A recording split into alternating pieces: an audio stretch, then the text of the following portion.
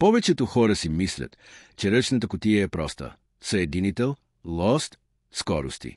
Но има няколко детайла, които почти никой не споменава, а са важни, ако искаш да разбираш какво караш.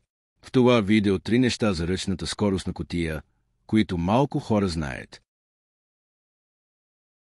На скоростите и уеднаквява оборотите на валовете. Повечето хора мислят, че всички скорости имат такъв, но не е задължително. Пример, при много коли задна и понякога първа предавка нямат синхронизатор. Затова ако се опиташ да включиш задна, докато колата леко се движи, ще чуеш хъркане или ще не влезе. Това не е повреда, просто липса на синхронизатор.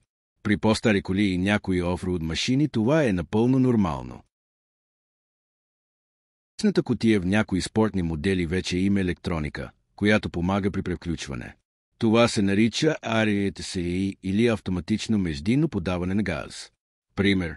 При понижаване от трета на втора, колата сама вдига оборотите, за да компенсира разликата, без ти да даваш газ.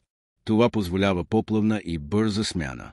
Наличен е в коли като Nissan 370Z, Toyota GRS, дори Honda Civic Type R. Така че не всяка ръчна кутия е 100% механична, както си мислим.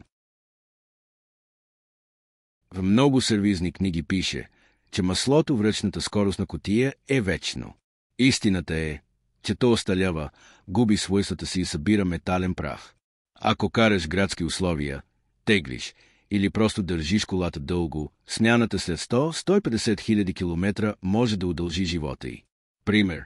При студено време кутията превключва по-твърдо, това може да е от старо масло. След смяна ще усетиш разлика дори в звука и усещането при включване. Не е задължително, но определено е препоръчително, особено при по-стари коли. Това бяха 3 неща за ръчната кутия, които рядко се казват, но правят разликата между просто каране и разбиране на техниката. Ако ти беше интересно, остави коментар и сподели каква скоростна кутия караш. Абонирай се, за да не изпуснеш следващите епизоди на Под капака.